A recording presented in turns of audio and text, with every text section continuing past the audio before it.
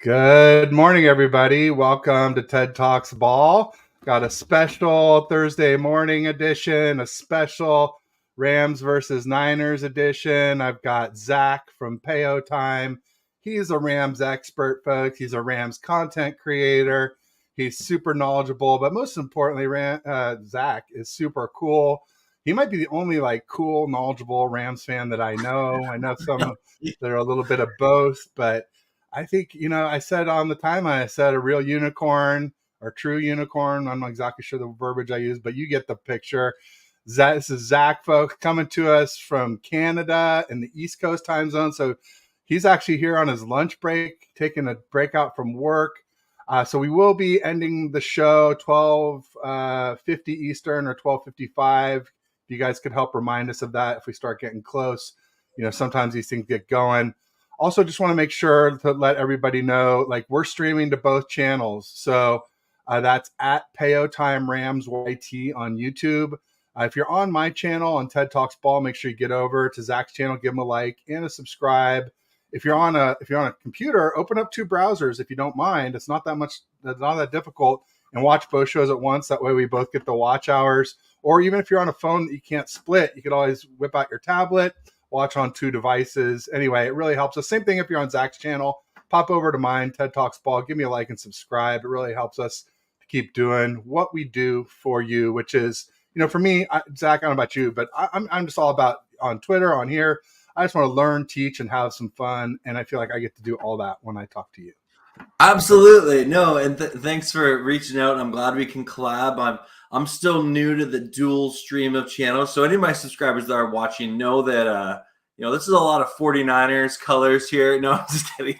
But, I don't have an overlay for. I could put up my Warriors one. Has more. No. We'll figure it out next time. This is cool. It looks great, Ted. Yeah, we need to make one for I'm just not much of a designer. Yeah. So I would have to pay for that. But if you're good at stuff like that, I'd be love to see it. Here, we could. Well, why don't we'll do half the show like this, and why don't we do half the show like. Hey, that's pretty close. Yeah, it's Warriors colors, So okay, wow. Okay, it's not the exact shape. But I didn't realize the Warriors were that close to the. Okay, interesting. They're not. These aren't exact Warriors colors. I don't use exact Warriors or Niners colors. I use what looks good and it's close enough. That's cool. Okay, yeah. I mean, the banner down below, that's real Warriors Niners gold. That I got off the web. That's the hex. But the blue, I think, is from Sarah High, where Tom Brady went. I think the yellow is too. I think these are Sarah High colors actually. Okay. For this, and the Niners one is not exact. You can see that the gold doesn't match the gold in the banner.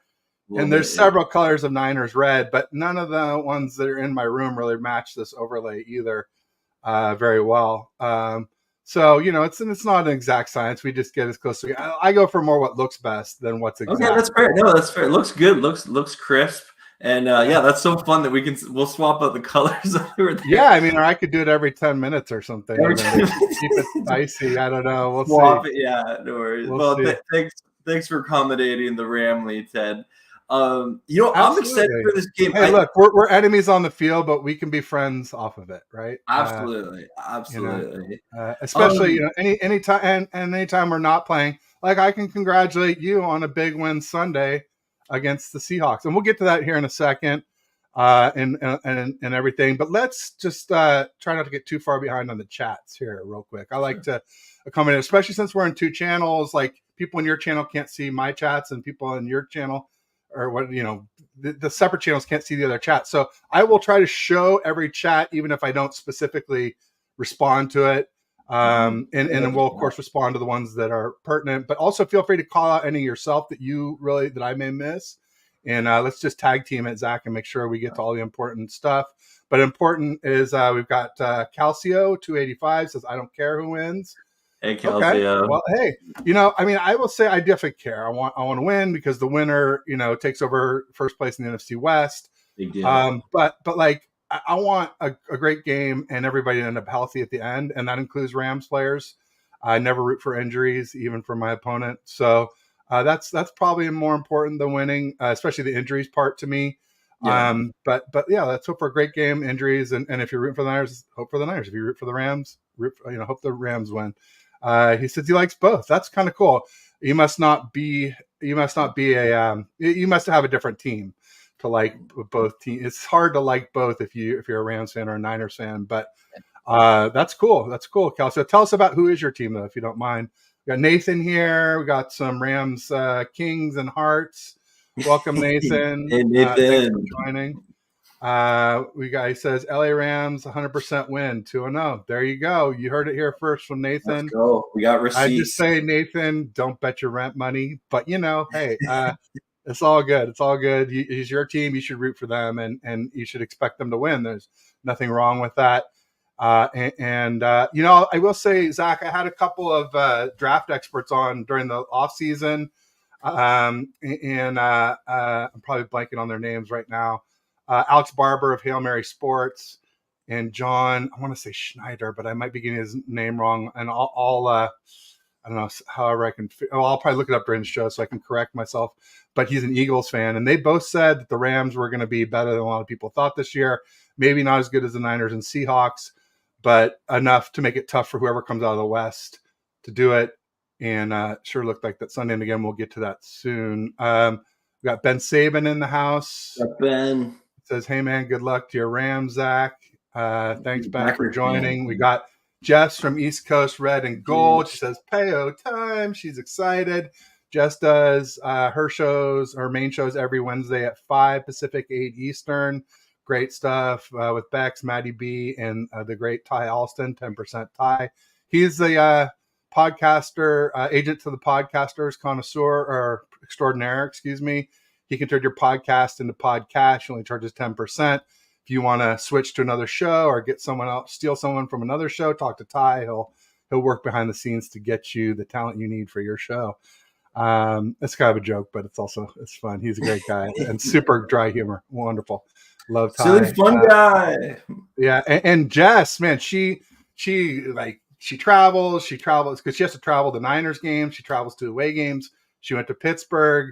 She was there, and she actually sat next to the Javon Hargrave's parents. It looked like, and at least she got a picture of sitting next to them. So tell us more about that if you have a chance, Jess. We got Silly Fungi in the house, one of my other favorite Rams fans. He's super cool. He's super knowledgeable. So you got a little competition there, Zach. He also brings the dad jokes. Yeah, and, they're not always funny, but they are usually really punny. I love his joke. He comes into all my watch parties, and he always has good stuff to say. Yeah, Silly Fungi's great. One of my favorites. Correct you. Dad jokes are they're not very offensive, but coincidentally not very funny because of that. Usually, there's only a few that really make you laugh without going. Wah, wah, Ted, I gotta correct you. It's Silly Fun Guy. Fun guy, right? Well, that's one of my dad jokes. A mushroom walks into a bar. The bartender says, "Sorry, we don't serve mushrooms." He says, "Come on, I'm a fun guy." So there you go. Yeah, so that's his name. Guy. It's funny. Yeah. Thank you. Yeah, and correct me anytime, Zach. This is not an echo chamber. I don't have you here to tell me I'm great or a little disagreement is never bad for a show. Makes for fun watching. So he's saying, "Let's go Rams." We got Wicked T in the house. He's saying, "Hey, Payo."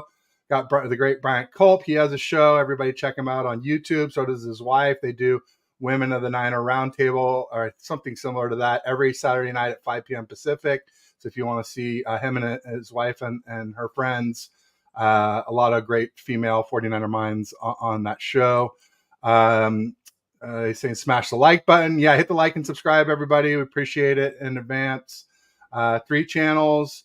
Actually, we're on 4 channels. There's a couple channels I simul stream to on a regular basis. And then Zach's channel. So we're actually live on Let's Talk Sports, TED Talks Ball, Hardcore Sports, and Payo Time. Ben Saban says, "I'm the resident Packers fan of this channel." There you go. Welcome, Ben. Good to see you. And then Payo's here. He's saying hi. He's saying appreciate you. I'm going to skip yours, Payo, because your guys saw that. Rams house on top. I think we're tied, so I don't know. Yeah, I mean, maybe after this Sunday, if you guys beat us at Levi's South, that's possible. Stadium, the Yeah, beautiful. so Jess says the Hargraves were really nice people, so proud of their son, as they should be. He's done great for the Steelers, great for the Eagles. I have no doubts he'll be great for us. He had a great game on Sunday. He and Armstead really collapsed the middle against the Steelers and forced Kenny Smallhands Pickett right into the hands of Drake Saxon, who had not one, not two, but a hat trick of sacks to tie TJ Watt with 3 sacks for the game. Pretty incredible for our second-year player, defensive end out of USC. JP is just giving us, I think he's meant to do an emoji there. He says, "Who's Casa?" He's trying to say Rams house. There you go. That's one of the. That's a hashtag that I used to promote the show outside the. Okay, so all right, we're kind of caught up. So we got Johnny Ripple. I think the rest of the folks we've seen. Wait, we got one more. Square Table Degenerates here. 49ers are the best team in the NFC, possibly league. Like game 6 for the Browns, 49ers game of the year. So he must be a Browns fan. He's a Browns fan, yeah. Yeah. And the Browns, hey, they beat the Bengals week 1. That's one of my big games for the season for the 49ers. Everybody was really happy about the Steelers. And it was a really good game for the 49ers. But let's let you talk some, Zach. I've been going nonstop since you got on here. You're my guest. It's cool to incorporate you talk. And then we'll get to the Niners Steelers wrap up. I want to do a wrap up on the Seahawks Rams, and then of course some preview. I want your knowledge dump on the Rams. I have to write my preview article, so that'll be really helpful for inside knowledge there. You can probably save me some research, hopefully, and obviously it'll be much better than anything you can find on the web. Yeah.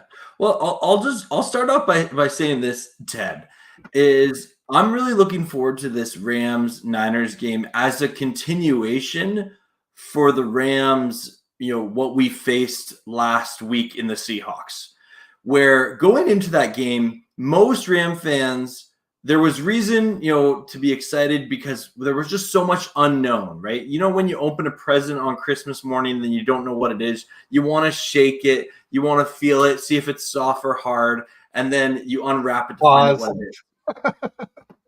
Sorry. Oh, when the son says like that's what she said, then I always say pause. Oh yeah.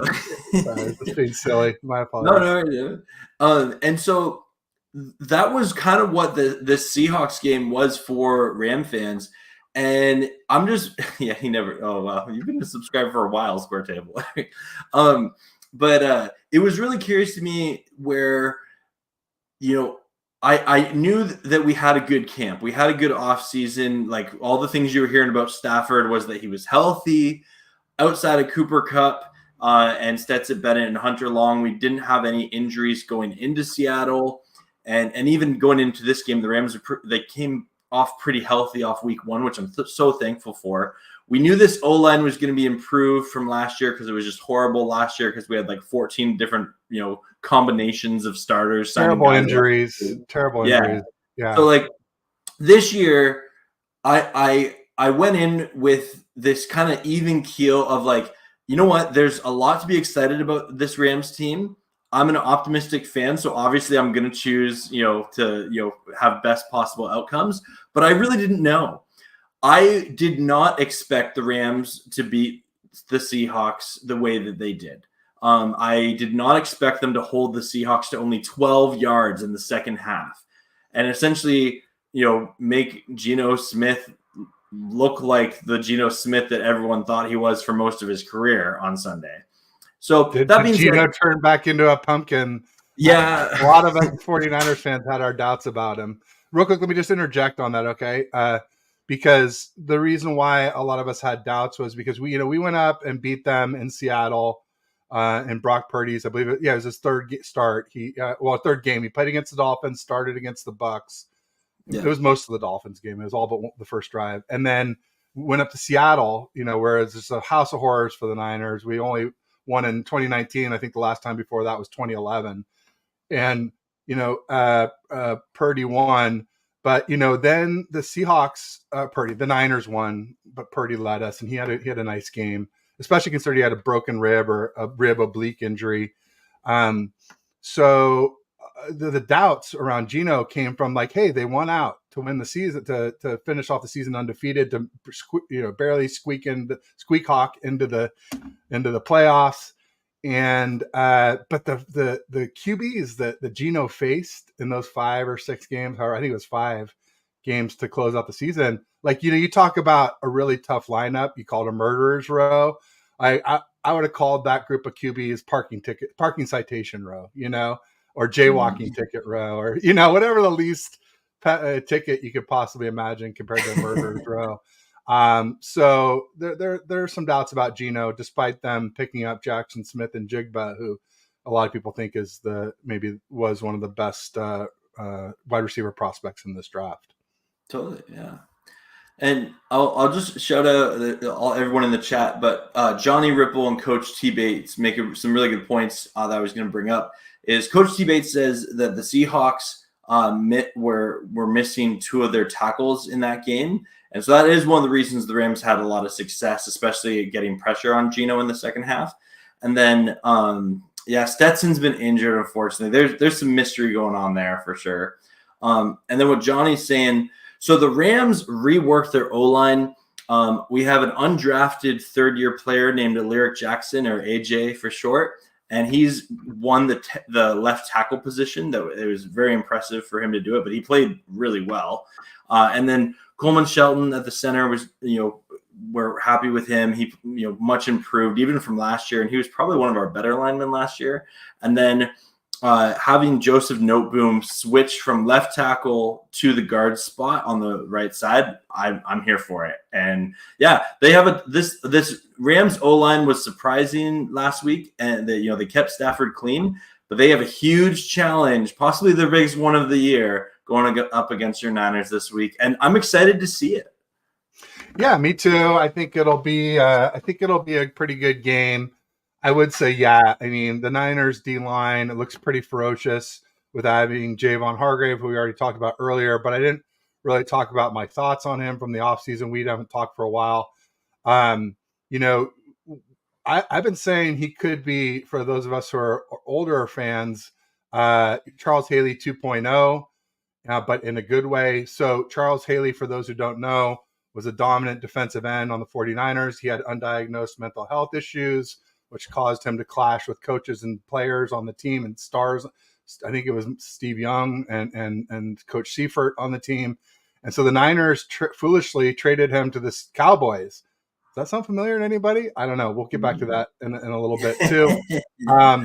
And then the Cowboys went on to win 3 out of 4 Super Bowls in like 93, 94, and 96. The Niners took 1 in 95 when we managed to get Deion Sanders to come play for us for a year.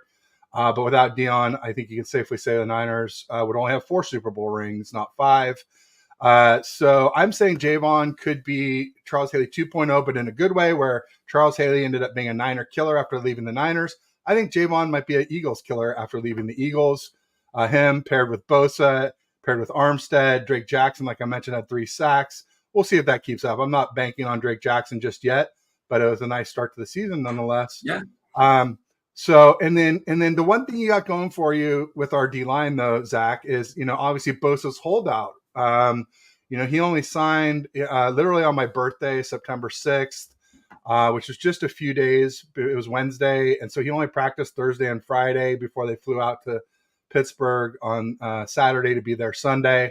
And, so, I mean, you got to figure it's going to take him 2-3 weeks to get into football shape. So I'm not expecting to see Bosa's best until maybe after the Giants game. I think we play the Cards. Oh, I got it right here. Yeah, until maybe the Cards game, or hopefully by the Cowboys. That's where I really. So I kind of mentioned something about the Bengals, who the Browns beat. There's really 3 teams that I'm looking at as marquee teams that we play this year that are, preseason Super Bowl contender, consensus picks, and those are the Cowboys, the Bengals, and the Eagles. And so, beating the Steelers was great. I mean, the offense looked great. The defense looked great. But I can go into more of that. But I asked somebody on the timeline, like, if you're so impressed with the Steelers, name me a Steelers linebacker without Googling it. Or name me a Steelers DB not named Minka or washed up Pete because he predicted he would pick off Purdy. He said he had seen his tendencies and would make an interception. Instead, he got torched most of it. He did have one dropped pick or PBU, however you want to just call it. But he got torched by Ayuk on the second TD, and Ayuk was just running wild the whole game. So anyway, I'm happy we beat Pittsburgh. They're a great opponent. Not great. They were pretty good last year. They've never had a losing record under Tomlin. I don't recall them making the playoffs last year. They lost a lot of people on defense, and Kenny Pickett did not look good. There was not much pressure put on us by their offense. Whether that's our D playing great, I think so, because we were number one last year and had a Javon Hargrave. But, again, all these things, week one, things happen and you can't make these huge, galaxy brain predictions based off week one because of how little teams play in the preseason. And then somebody also had a point that I was going to bring up, and it was in the comments where they were talking about the two. Oh, it's still there. Seahawks were missing both tackles in that game. It's easier. Yeah. So Cross and Abraham Lucas both were injured and left the game and didn't come back that I'm aware of. Also, another thing that made it less indicative of what we might see from the Seahawks later this season was Devin Witherspoon, their top 5 cornerback rookie, never even suited up for the game. Yeah. So I'm not saying they would have won if they had those guys, but I think for sure you could say it probably would have been closer at the very least. And honestly, on that note, I'll say this: I'm myself as a Rams fan. I think a lot of Rams fans we're celebrating the week one. We pleasantly surprised by it. Really excited for this team, rest of season. But I think most fans, we're here. We're Thursday. We've moved on. It's Niners week, baby.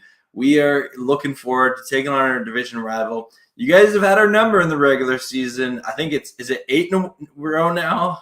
8 in a row regular season, but obviously the very notable NFC Championship game that you all wanted to get your ring. So I think most Niner fans would trade the 8 for. Well, here's the thing: we would trade the 8 for that one if it meant we got a ring, the way you did. But I have my doubts that the 49ers would have beaten the Bengals in the Super Bowl. And if you'd like to hear why, I'd be happy to explain. Maybe another time. Let's stay focused on this week here. But that's a really interesting take for sure. If we have time today, later. Yeah. I'm really curious though on your thoughts. From the Ram fans' perspectives, I've been following this team all off season. A lot of these young players I got to see ball out on Sunday versus the Seahawks. I'm excited to see them again against the Niners. But what are your thoughts on the Rams right now? And would you say are Niners fans I feel like a lot of Niners fans that I've seen, especially 97 whatever the game, 95-7 the game, that they're all kind dismissive. Of they're saying oh, this is a win versus the Rams automatically. They don't even credit the Rams. Such thing in the NFL. There's no such thing in the NFL, especially for a divisional game. And if there was ever such a thing, it was the Seahawks owning us, and you saw us go 3-0 against the Seahawks, 3-0, a regular season sweep, plus knocked them out of the playoffs in the wild card round. So, no, I mean, I just looked to see we're favored by 8.5. That seems high. I would right now probably. Well, I don't know if I take the Rams. I don't know. I have to get closer to the game and see who's playing before I actually make a prediction. But that seems a little high to me for a divisional game. Well, against, let's face it, Stafford, in my opinion, is a better quarterback than Brock Purdy. So I've said that I think if we had gotten Stafford, we would have 2 Super Bowl rings right now instead of the one that you guys. I think we would have won in 2021. And obviously, I think Rams probably wouldn't have been there to stop us. And I think 2022 also, if he could have stayed healthy against the Eagles, I think we would have beat the Chiefs in the Super Bowl with Matt Stafford. Interesting take. I'll say this: Colleen Wolfe said something on Around the NFL podcast that I thought was a really good take. She said, "There's a difference between a team being bad." Hey, Watchman. There's a difference between a team being bad and a team being unknown. And right now, the reality is the Rams are still unknown. because there's so many different players, especially on the defensive side of the ball. Puka Nacua, really excited for him as a fifth round rookie to have a debut like that. 10 catches, 119 yards. No one predicted that on week one. And so I'm curious, how is he going to do? And to also give a little bit of love, we also had Rams pass rusher Byron Young. He's number 0. You'll see him on Sunday. He's someone that's going to be crashing the right side of that Niners O-line, which I think is the key to beating the Niners, just because Trent Williams is still one of the best tackles there. And then the Rams also had really good production from their left guard, Steve Avila, who was their second-round pick this year. Really encouraged after one game seeing these rookies, and I'm excited to see them develop and get better as the season goes on. There you go. Well, some people are agreeing with the point spread. Randy says we're going to crush. He's a big-time Niners fan, though, so take that with a grain of salt. But Johnny Ripple says 11-5 on neutral field seems about right. Yeesh. That seems like a lot to me. I think anything over 10 points is really a lot, especially on the road. He says we must win Sunday. Come on, that's not what must win for anybody at this point in the season. But it would be nice to have the divisional bragging rights for whoever wins it this weekend. Well, and first place, right? Didn't work for. Yeah, that's what I mean. Yeah, first place in the NFC West. Yeah, and that's why you'd have the bragging rights because no one else would have a better. Yeah, I mean we'd have the head-to-head plus the overall lead. That would bode well for either team going down the stretch. Let's see here. As far as kind of lost myself here in the chat. So if you want to run with anything, feel free. So no, I mean we already talked about some of the stuff. Go ahead, Zach. Grant, he's always good for bringing in helpful little tidbits of information into the chat. The Rams 49ers rivalry is definitely one that I look forward to every year. I think going into this game, the Niners have way more expectation than the Rams do.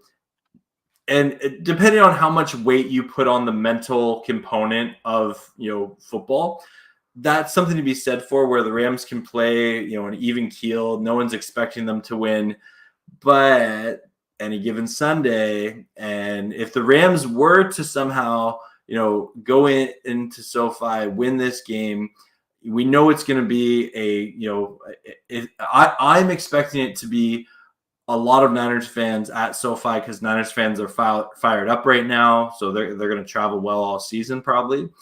And I'm pumped to see what happens is if this game is close going into the fourth quarter. I'm excited to see Matt Stafford and Brock Purdy get to put on their little clutch quarterback hat and see who comes out on top. Because we know that Stafford, in those big moments, he can get you a drive. If you need a drive to win a game, Stafford can do it. Brock Purdy, he's been playing really well. My personal take on Brock Purdy is I think he has really good decision-making and he has really good vision. Those are his two best traits as a quarterback, in my humble opinion. Quickness is his only elite physical trait. He's as quick as CMC in the 10-yard split. That's cool. That's when I give him physically. But yeah, the mental side is more important than anything. I've been commenting on that. I call him a mental giant. There's a lot to like. He has a ton of poise. Here's the flip side of that, though, Zach. The poise, and I think you might say this about Stafford's poise too, it's scary sometimes because they hold the ball too long and they expose themselves to extra risk extending plays. And so that's a big concern for me for Brock Purdy. There was a clip.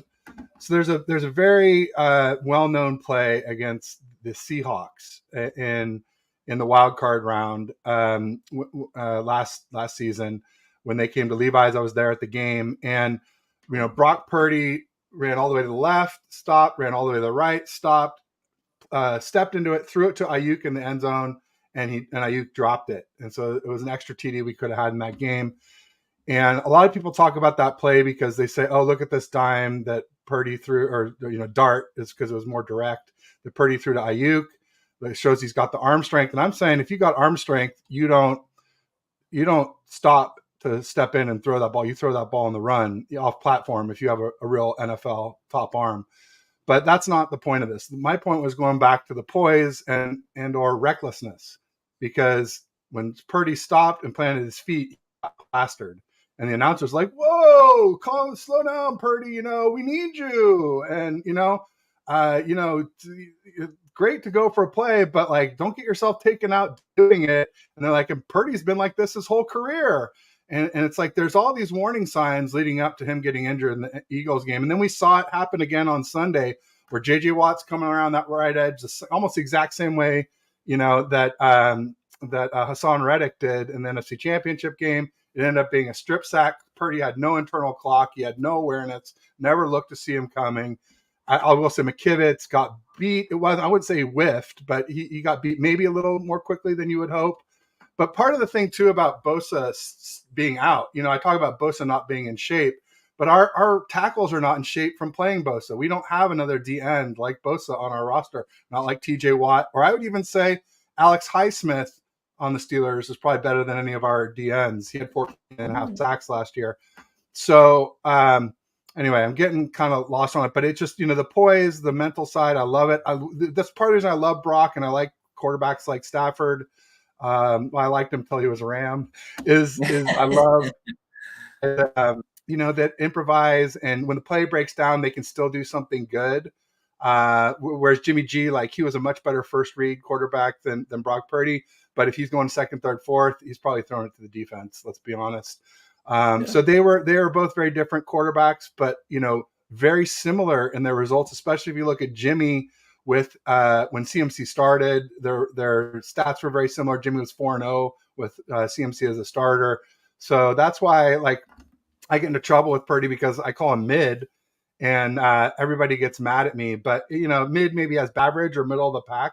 That's all I'm saying. I rank him in that 14 to 18 group, whereas I think Stafford's closer to top 10, if not a solid top 10. But and then people are like, "Oh, Ted, well, did you see what Micah Parsons said about Brock Purdy?" And I'm like, "Yeah, he said top 15. 15 is average, mid, mediocre." I'm like, what are we doing here? What are we doing? I don't know if that's much of a brag. Yeah. Everybody's looking at his stats, but you got to remember, we have the best group of weapons in football. We have a solid O-line. At least we did in 2022, and I'm pretty sure it'll still be good in 2023. I trust Chris Forrester, our O-line coach, and I think McKivitz, he was just a victim of TJ Watt, who's arguably the best edge in the NFL. I mean, he's had the most sacks over the last 5 years or whatever. I know Bosa didn't play all those 5 years, but they're in that conversation. It's Bosa, TJ Watt, Myles Garrett, and Micah Parsons. And if you name another edge, I'm saying they're not in that tier, in that top group that anyone could argue, depending on your fandom or your perspective, bias, whatever you want to call it. But anyway, I've talked a lot, and I think I've gotten off point here a little, but dive in, tear me apart. Grandizer had some really good questions in there about Before we get to that, let me just do this real quick, because we talked about earlier, we're on both channels. If you're on with Zach, please get over to my channel, after the show, whenever, give me a like and subscribe. If you're on a browser, you can open up both shows at once. If you're on a phone, you can watch us both on, because I've hit my 4,000 watch hours to monetize on YouTube, but I'm way behind on my subs, and they're free. That doesn't cost you anything to subscribe. So please subscribe. It really helps me to keep doing this, to help me make money, which is my goal. I just got a new sponsor, which is going to start paying me on a monthly basis. I've actually got a surprise that Twitter's paying me now, which is really a big surprise. And now I just need to get YouTube going. I was told that at 500 subs and 3,000 watch hours, I could sell channel memberships and get super chats, but I still haven't figured out how to unlock that yet. So I'm just trying to get all the subscribers and get the ad revenue going too, and get the full monetization going. Sorry, that was a lot. No, man, no, cool. And yeah, definitely everyone make sure you sub to Teb. And it's exciting to see the football fandom growing on YouTube continually. Hey, what's up, Govant? That's the pastor of my church. But yeah, so Grandizer had that one really great question, and there's lots of great takes in the chat. I'm sorry if we missed them all, everyone, but Grandizer was saying, what are the key threes to winning the game for the 49ers? And he's asking that to you. And then for me, what are the three keys to the game for the Rams to win? Do you want to go first? Sure, I can go. So for the Rams to win, I mentioned it before. I really think we got to crash that right side. I think getting pressure to Brock Purdy is probably top priority. I think that would be key one, crash the right. Key two for me, I think we need someone on the Rams to make a play that makes Ram fans go, oh, like Puka Nacua had one catch like that against the Seahawks. Oh, hey, what's up, Joe? Against the Seahawks last week. But we need someone to make a play. In order to beat the Niners, you got to convert on third down. I think there's going to be a tight, third down in the third or fourth quarter, and that key play needs to go the Rams' way for them to win. That because often there is those one or two plays in the game that you're like, if that goes differently, the game's goes to the other team. So that we got to get that play. And then I'm going to say it. The number one factor in this game is actually someone that you're familiar with. The Rams and Witherspoon. No, even though we need a big game out of him too, but the Rams, for the first time in Sean McVay's era, have a former member of the Niners coaching staff that was there with Kyle Shanahan when they began, is our offensive coordinator, Mike LaFleur. And I think Mike LaFleur McVay's talked very highly of him. And I think in their game prep leading up to this game, we need Mike LaFleur to really step up, show his football IQ, and let's solve the equation. Why are the Niners beating the Rams in the regular season this much? And I think those are the three keys. So ultimately, I'd say crash the right. We need that one big play, TSN turning point. And number three, I'm going to say the game plan going in with Coach Mike LaFleur helping us out. There you go. I like that. Got Aaron from 49ers First Takes. I do a weekly show with him yesterday on Wednesdays, 3:30 Pacific, 6:30 Eastern. Great guy. Great. Make sure you follow his channel. Check out his he does great live streams, but he also does great shorts as well, too. Short content for him stuff, which is how he built a lot of his channel. But really, if you guys haven't checked him out, make sure you do so. He calls himself the mid-card streamer, but I'm telling you, man, if you keep it up, you're gonna be top of the card soon, brother. He's going, and I'm just proud to be a part of any success that he has, and proud that he thought enough of me to do a weekly show with me. Way back to me, my actually first ever TED Talks Ball show was the Wednesday after Week 8 when we swept you guys for the fourth time in a row. When we just gotten CMC the week prior, a couple days before the Chiefs game. It was his first ever start. He obviously the throwing TD, the running TD, and the catching TD. So I think there's a key for me. CMC, Debo is a typical Rams killer too. So we didn't have Debo in that game Week 8 last year. I think Debo is looking real good this season, and not necessarily in the Pittsburgh game, but he's in good shape. And I can go into why Debo maybe wasn't as showing up as much in the Pittsburgh game if you want to hear about it. But big key for me is just like you said, the right side of the 49ers offensive line. Colton McKivitz made his first ever start at right tackle against the Steelers. He didn't get the in the offseason. It's a disadvantage for Trent Williams too. Trent Williams, as great as he is, he needs those reps too.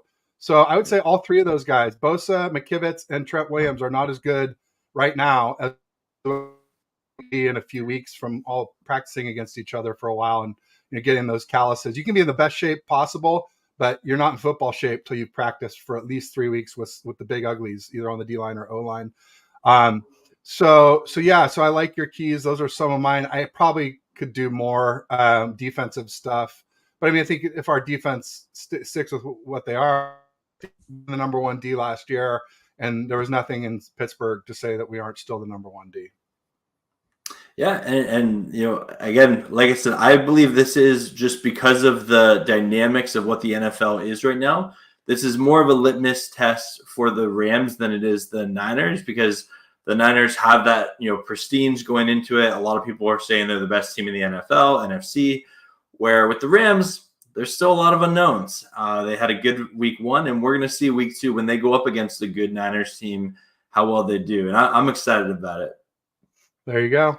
Oh, Grandizer was asking 49ers' biggest strengths and weaknesses going into the season. Areas of concern for me in my article I wrote last week was right tackle, quarterback, not Brock Purdy, but Brock Purdy worries about him getting injured, and then Sam Darnold I don't trust. I thought Trey Lance should have been our backup quarterback. He was our best QB in camp. I understand why Shanahan installed Purdy instead of Lance, and there was never any competition for QB1, but there was supposed to be a competition for QB2, and I called it a Sham because Trey Lance won it. And then they asked Kyle on a Tuesday, they said, "Hey, Kyle, who's going to be QB2 after this competition?" He said, "Oh, I haven't decided. I'm just going to, maybe they'll rotate every week, and Trey Lance will be QB2 one week, and Darnold will be QB2 the next week." And luckily or unluckily, Darnold and Lance have the same agent. So the agent or Lance himself stood up and said, "No, sorry, Kyle. You don't get to have your cake and eat it too. You've got to make a decision here." And so he chose Sam Darnold, and then Trey Lance demanded a trade. Next thing you know, we got a 4th from the Cowboys for him. But trading him to the Cowboys, I alluded to it earlier when I was talking about Charles Haley. This could be Charles Haley. If Hargrave's 2.0, Lance could be 3.0. Hargrave in a good way, Lance could be in a bad way. If he shows out for the Cowboys, imagine if the Cowboys knock us out of the playoffs led by Trey Lance. What do you think that's going to look like in Ninerland? That would be one of the most ironic stories ever in NFL history if that happens, for sure. But sorry to change. Is Debo playing this Sunday? Why not? Nobody got hurt on Sunday. Okay, I see Adrian saying he's not playing due to his injuries or something, but I haven't heard anything about Debo being injured. Everything I've heard was nobody got injured. Trent Williams had a stinger during the game, but stingers usually don't even last a week, and he came back and played. So I mean, I haven't heard of anything, so I don't know. I don't know about that. If anybody has confirmation, please go look about Debo. I don't want to spread bad info, but my understanding is 100% healthy for the 49ers. It was healthy week 1. I'll just say that. There were some people injured week 1. So go ahead, Zach. I'm catching up on comments again here. Yeah, no worries. And like I said, I really think that this team is so different than past Rams teams. I know a lot of people look at Stafford, they look at Aaron Donald, who are very much pillars, but we have a lot of new talent, and not just the rookies coming in. We have a lot of second, third-year players that are developing, and I feel like as football fans, sometimes that doesn't get enough credit, is developing talent. The Niners have done a pretty good job at that, and the Rams have also done a good job, even though we develop talent in different ways as organizations. And so, yeah, I'm really excited to see what happens, in this game. I think I saw the one comment there from Johnny is, imagine Byron Young going up against Trent Williams. He's our rookie 3rd round pick this year. He had a good week 1. He's at a decent camp. I'm really that's a big test for a rookie. You'll see him. He's number 0. Yeah, 2nd game of your career. You need to win against Trent Williams. And I'm here. I'm going to be cheering him on, but I know that's a tall order. That's why I say we got to crash the right side, because the left side, I don't know how much we're going to be crashing that. There you go. Grandizer said my audio broke up. Yeah, briefly you had a bit of lag, but it refixed itself. Okay, yeah. All right. Maybe I'll restart my computer after the show then. I could always do it during the show if we need be. So there was a comment in there about you have to buy YouTube subscribers. Here, Grandizer says, Ted, you have to pay to get subscribers. It's a rough world at YouTube. Great. He's making a joke. I mean, I know people do that. I've seen people do that. I've seen people pay for YouTube, Insta. I think you can do it on Twitter too. I'll just say I've never paid for any subscriber. I have no bot subscribers that or my fault. If a bot follows me, I'm not going to like, soft block them to get them off my follower list. But I've never paid for anything like that. The only thing I'm getting ready to do with paying, like now that I've got traction, I got a sponsor, Twitter's paying me, YouTube's about to start paying me, is maybe work with an SEO marketing expert to make sure I'm optimizing all my hashtags and titles and thumbnails, get a little bit better at Canva. But I'll pay somebody to help me earn it fairly. I'm never going to pay just for subscribers. I want to see what I can do on my own. Totally. And there's no way to know if you're paying somebody. And those subs don't watch anyway. So yeah, it could get you that monetization threshold, but it's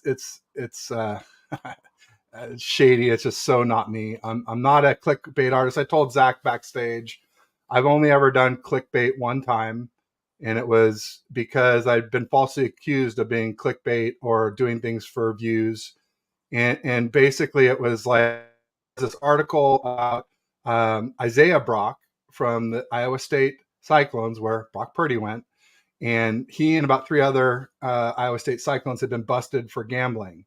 And so I quote tweeted the tweet and I said, Brock busted for gambling at Iowa State. And so, of course, everybody thought I meant Brock Purdy. They're like, Ted, why'd you do it? Why'd you do it? And I just explained. I said, look, I just want to see what it felt like because I've been falsely accused of it so many times. And careful what you wish for, because if you keep saying that all I do is say this or all I do is do that, eventually I have no reason not to just all I do is do that. So if you like the truth, stick with me. If you want unicorns and rainbows, go see some of the Niners homers. That ain't me. Go talk to David Lombardi or I would say Matt Miyoko, but God bless him. He came at Kyle in a tweet, around the whole Lance situation, and then came at him at a presser too. So Matt's even starting to take up a little bit of the, accountable crowd. I think it's time. I mean, I've been a huge Shanna fan the whole time he's been here. Let's be honest. I'm still a huge Shanna fan for the most part, but there are 2 really notable exceptions right now. One is quarterback and quarterback decisions. And every 3rd round pick not named Fred Warner. And quarterback's pretty huge, especially when you look at like he passed on Mahomes, and everybody's like, well, we didn't need to keep your blah, blah, blah. And I'm like, Andy Reid was basically Kyle until Kyle passed on Mahomes. Let's think about that, folks. And, he passed on Brady to keep Jimmy after the Super Bowl, after we lost the Super Bowl, and Brady wanted to come retire here instead of for the Bucks. And either Kyle said no to Brady or Brady said no to Kyle. But guys, what's the difference? We didn't get Brady because of Kyle. And then as far as and then Stafford, we supposedly tried to get Stafford, but Kyle went to dinner, and while he was at dinner, McVay swooped in. I know Stafford kind of wanted to come to the Rams anyway, but I think if the offer was right, if we were serious, and acted first, I'll never believe we couldn't have gotten Stafford. And I said I think we would have won 2 Super Bowls with him. And then even just last year, 2022, who was QB3 for the 49ers to start the season? It was Purdy. Brock Purdy. Yeah. And does anybody really think he was our 3rd best QB in 2022? I don't think so. I mean, I think it's pretty much everybody agrees he was at least a little better than Jimmy. And Lance is just TBD. We've never seen Lance with CMC. We really don't know what Lance would have been with all the weapons, but it's safe to say that Purdy's shown more in the games he's played, even if he had more weapons. So, I think that was a misevaluation by Kyle too. So, and then obviously this whole Trey Lance thing. You move up for Trey Lance, move heaven and earth to get to the number 3 pick. You pick Trey Lance. You don't develop him. You even sabotage him in the Raiders preseason game. Kyle didn't call any runs in the first 3 drives against the Raiders. And we're a run-first team. You got to run to set up the run fake. And people go, oh, you don't have to run well. I go, no, you don't have to run well. You could run for 0 yards. You could run for losses. That's fine. But you got to run the ball to set up the run fake. And so then they're like, well, Darnold played well. I'm like, well, yeah, Darnold had an even split. And even the ratio that Lance had of 20 passes to 8 runs, it could have worked if there were just some runs sprinkled in those early drives. Then in the 4th drive, we get 2 runs to start it. Lance gets some rhythm. We score the only TD of the game against the Raiders in preseason. I'm just like, it's so clear to me. And then, Kyle that doesn't even allow Lance the 3rd preseason game to show what he can do in this supposed Sham competition against Darnold. The only way I could possibly agree with, it's better to trade Lance than Darnold is just Darnold has no trade value. But why do you want a QB2 who has no trade value? Who every time he plays, this costs you money. Darnold is on a $3.5 million guaranteed contract that could go up to 10.5. Lance was like 9, and that was no matter how much you play Lance, he was always going to be 9. If you play Darnold a lot, he's going to go from 3 to 10.5 potentially if he hits his, bonuses. So, sorry, that was long. No, hey, let it all out. No way. And hey, I think the Trey Lance thing is going to stick around a lot for Niners fans for years to come.